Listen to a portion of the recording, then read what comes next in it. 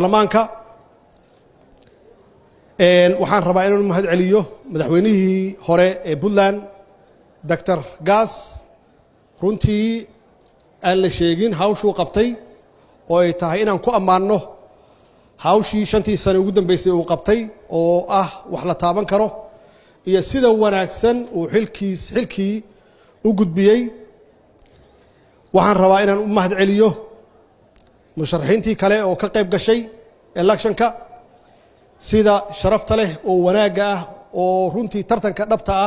ay uga qayb galeen kadibna ay u aqbaleen natiijada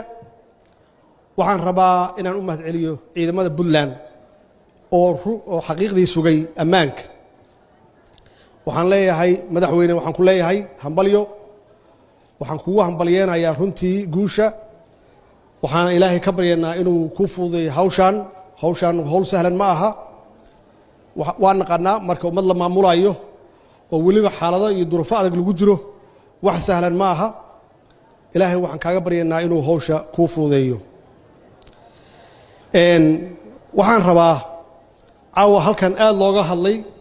guusha iyo horumarka ay gaartay Puntland 20 sano ee ugu dambeysay waa xaqiiqa waxay gaartay Puntland guul aad iyo aad loo taaban karo oo waxa isku soo wareejiyay xilka 5 madaxweyne oo 6 ku yahay Siciidani waxaanan la sheegin waxa guushaas loo gaaray iyo waxa guushaas keenay lama sheegin waxa la yiri dawlad wanaag iyo dawlad waa dhab laakiin dawladda xagee ka timid dawladda yaa keenay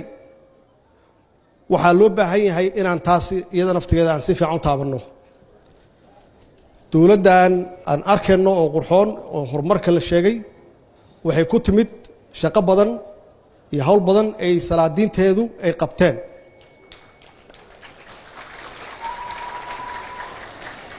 waxaan ognahay salaadiinta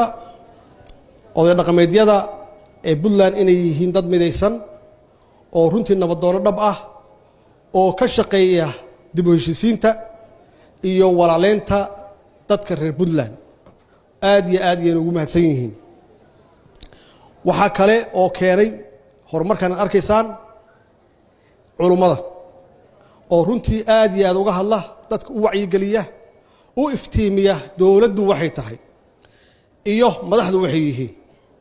inaan la joogi karin dawlad la'aan in loo baahan yahay madax wanaagsan oo dadka hogaamisa runtii hawl badan bay qabteen waxaan ognahay inta badan xitaa farintooda kaliya kuma saleysna ama kuma aadana Puntland ay waxay nagu soo gaartaa xamar iyo nagu soo gaartaa sida uga hadlayaan in dawladda laga dambeeyo in madaxda la adeeco aad iyo aad ugu mahadsan yihiin ajar Allah ka siiyo waxa kale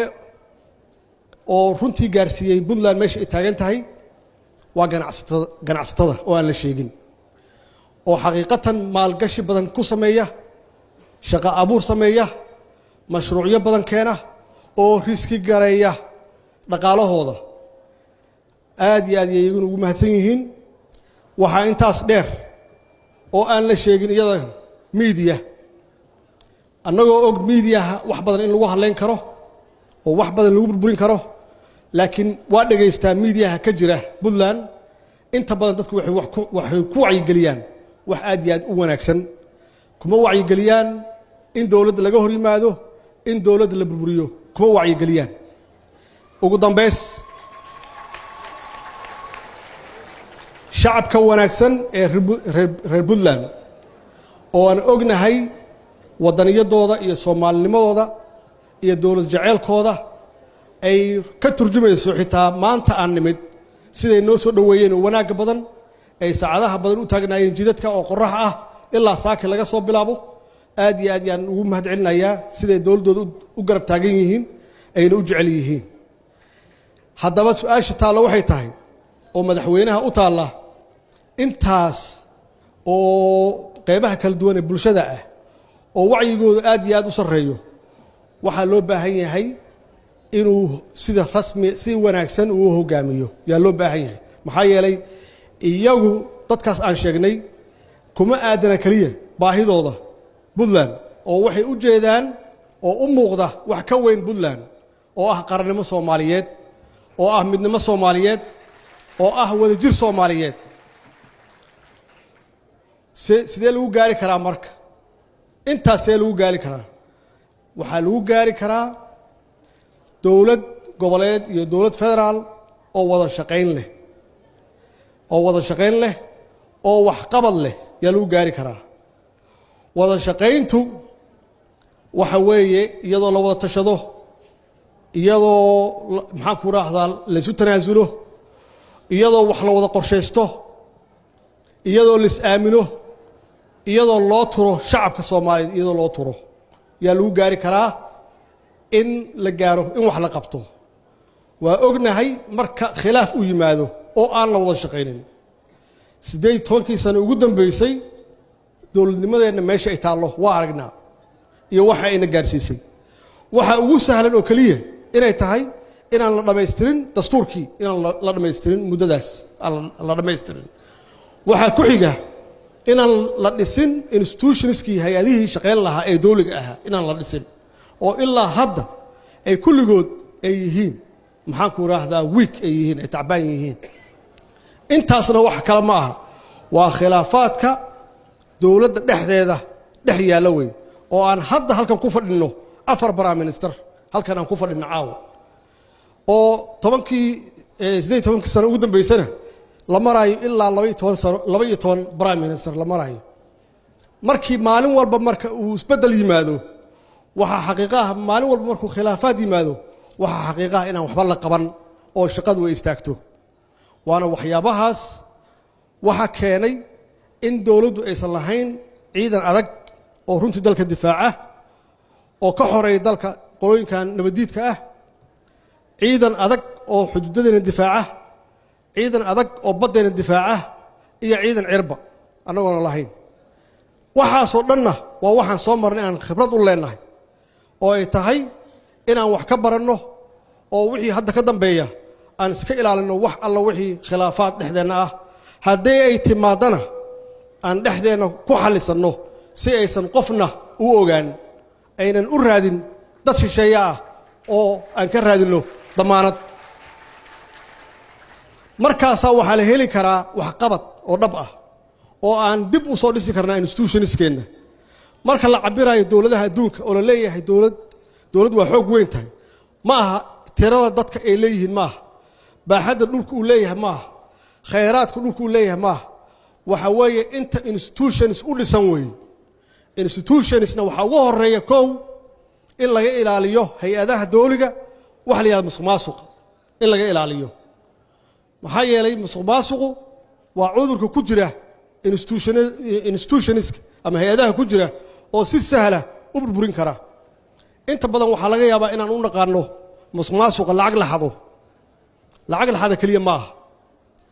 waxa weeye dadka khaladka loo magacaabayo oo jagooyinka loogu magacaabayo weeye oo aan u qalmin oo aan aqoonteeda lahayn kartideeda aan lahayn khibraddeeda aan lahayn waxay tahay qofka shaqeeya oo khiyaamaya saacaduhu shaqeeyo oo dawladdu uu shaqeeyo oo khiyaamaya lacagta la xado kaliya ma aha lacagta la xado waa ugu weyn tahay maxaa yeelay waa resourcekii mushaaharaadka lagu bixinayay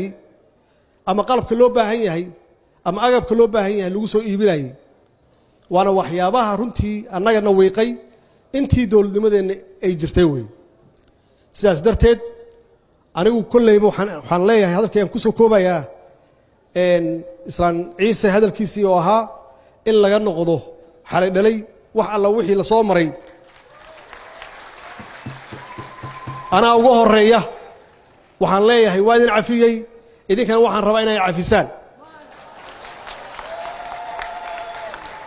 waxaana ballan qaadayaa inaan idinla shaqeeyo haddaad tihiin dawlad goboleedyo iyo haddaad tihiin dawladda dhexdeeda baarlamaanka dhexdiisa hadduu ilaah yidhaahdo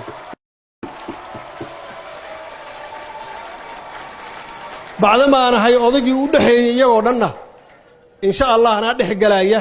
oo howlahooda xalinaya hadduu ilaah yidhaahdo laakiin mid ogaada mucaarad waa u baahannahay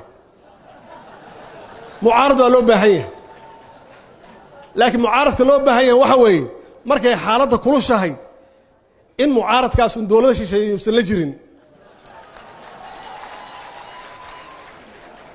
wax kasta ay tahay inuu dowladdiisa ag taagan yahay mucaaradku waa kaas oo ah ka wax dhisaya weeye ma aha kan dowladdiisa duminaya ma aha marka waa iga ballan insha allah hadduu ilaah yidhaahdo inaan wada shaqayno maxaan ku idhaahdaa inaan dhisno institutionskeenna in aan ummaddeenna u shaqayno oo aynan mar dambe aynan qalbi jabin shacabkeenna wasalaamu calaykum waraxmat ullaahi wabarakaatu